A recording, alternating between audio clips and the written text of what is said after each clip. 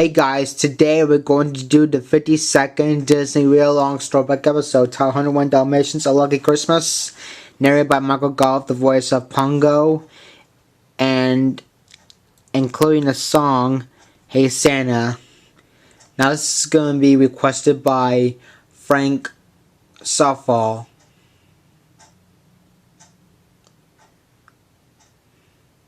Here we go, guys.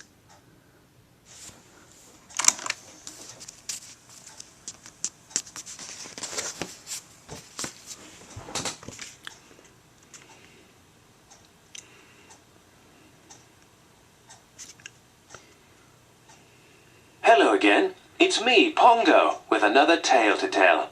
This is the story of our family's lucky Christmas. Just read along with me in your book. You'll know it's time to turn the page when you hear the chimes ring like this. Let's begin now, shall we? Christmas was only a week away. My wife, Perdita, and I had just rescued the Dalmatian puppies from that wicked Cruella de Vil, and were they happy to be home. Everyone in the Radcliffe house was getting ready for the holiday, especially my pet, Roger. He was hard at work on a new song for a Christmas Day television show.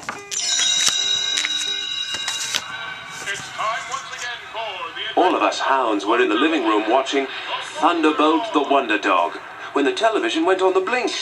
Our pup Lucky began to bark loudly at the screen. Thunderbolt was his hero after all. Nanny came in to see what the fuss was all about. Oh my, we can't have a broken television. The Mister's song is going to air in a week. I'd better call the repairman. But when the repairman came, he couldn't fix the television. Sorry, sir, but I'm going to have to take it back to my shop. Roger glared at the fuzzy screen, puffing on his pipe. Anita, that's Roger's wife, well, she was worried. Will you have it back in time for Christmas? My husband's new song is going to be sung on a television show that day. Don't worry, Mum. I'll return it by then. I followed Roger upstairs, and that's when it happened. Afraid that he'd missed the rest of Thunderbolt, Lucky jumped into the box with the television. The repairman picked up the box and carried it outside. Then he put it in his truck, shut the door, and drove off. It wasn't until that night when Purdy was tucking the little nippers into bed and I was counting them, as I usually did, that I noticed one was missing. Purdy, I count only 98 puppies. Will you double check? I'll have a look around. I ran upstairs to the living room. Maybe the pup was watching television. Wait a minute, there was no television.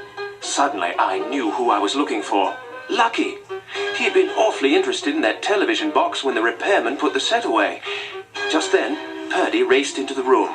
Pongo, it's Lucky who's missing. I know, Purdy. Let's wake up the pets. Roger and Anita were sound asleep. Purdy tugged the covers off Anita. I stood next to Roger, barking loudly in his ear. Pongo, be quiet. Anita sat up. Something could be wrong. You better go check. Oh, all right. Purdy and I nervously waited for Roger to put on his robe and slippers. Then we ran down the stairs ahead of him. What's the trouble, Pongo? I pawed at the front door. Roger peered out the window. It's a blizzard out there.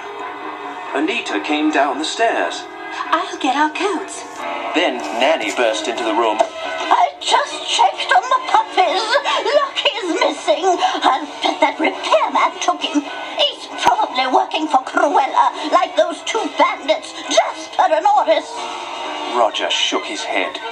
I don't think so, Nanny. No one has seen or heard from Cruella since a car accident. Besides, what would she want with one puppy? Come on, let's go look for him. Outside it was snowing hard. The wind was kicking up too.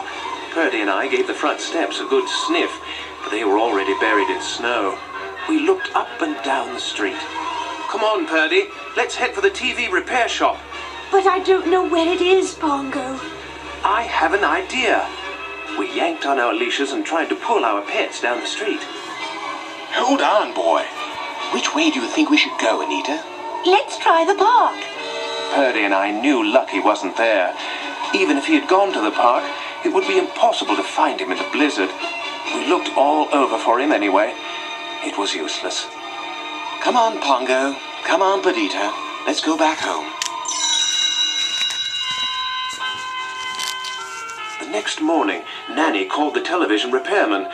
We all gathered by the telephone. Could you please just take a look round your shop? First, Nanny looked hopeful. Then she frowned. Well, thank you anyway. What the repairman didn't know was that Lucky had gotten as far as the repair shop. While he was unloading his truck, our puppy had jumped out of the box and dashed across the street. A newsboy delivering papers saw the near accident. He went over to Lucky, knelt down, and petted our frightened pup. The boy didn't think Lucky belonged to anyone, so he took him home.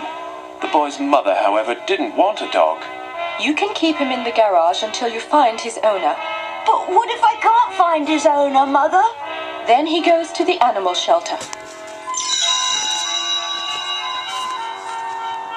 Meanwhile, back at the Radcliffes, they were still checking around.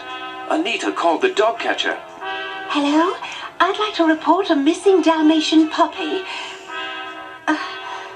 You won't be going out in this weather? I see. Well, when you resume your rounds, he has little black ears, a red collar, and he answers to the name of Lucky. Thank you. The next 3 days were dreadful. Nanny tried to decorate the house, but after hanging only one Christmas stocking, she started to cry. The repairman delivered the television, but nobody really cared. Perdita wouldn't eat and sat staring out the window. Wherever he is, Pongo, I hope he's safe.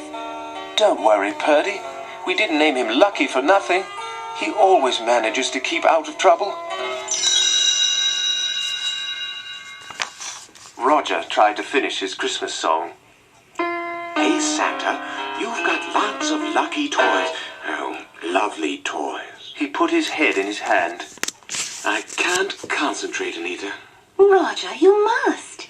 Think of all the people who will enjoy your song on Christmas Day. You're right, darling. I'll try harder. That's the spirit. Anita still had Christmas shopping to do, but the last thing she wanted to see were merry people on the street. On her way home, she thought she saw Lucky tagging along behind a newsboy. Anita, get a hold of yourself. Every Dalmatian puppy isn't lucky. Still, she hurried to the corner, but by the time she got there, the boy and pup were gone. That night was Christmas Eve, but no one was celebrating at our house. Purdy and I had already gone to bed when the carolers came by. Purdy lifted her head. Pongo, did you hear that? Hear what, Purdy? It sounded like a puppy howling. I think it's just a human with a bad voice, dear. Purdy got up and went to the door. At the same time, Anita put down her teacup. Roger, we have carolers. Roger was busy reading. Let's open the door and listen to them. After all, it is Christmas Eve, and they're singing my favorite carol. You go ahead, darling. I'm not in the mood. Anita got up and went to the door, but the carolers already had gone on to the next house. Now, the one thing I've learned in life is that there's nothing like a mother's instinct. I should have known that Purdy was on to something. One of the carolers was the newsboy, and he had Lucky with him. Block after block, Lucky twisted and turned in the boy's arms until finally the boy put him down. And then, quick as a flash, Lucky took off for home. But he wasn't quite sure which way to go. First he tried one way, then another. Finally, he stood shivering under a street lamp. I'm never going to see my mother and father again. Then, someone in a fuzzy red suit a big warm glove stooped down to pick him up. Well, well, if it isn't Lucky. Shouldn't you be home snug in your bed? It's Christmas Eve, little fellow. The next morning, Birdie and I awoke to the sound of puppies barking. We hurried upstairs to the living room, and there was Lucky, sound asleep in the only stocking that Nanny had hung. We raced over to him and began licking his face. He opened his eyes and started yipping. Nanny came in from the kitchen. It's Lucky! He's back! Half asleep, Roger and Anita ran down the stairs.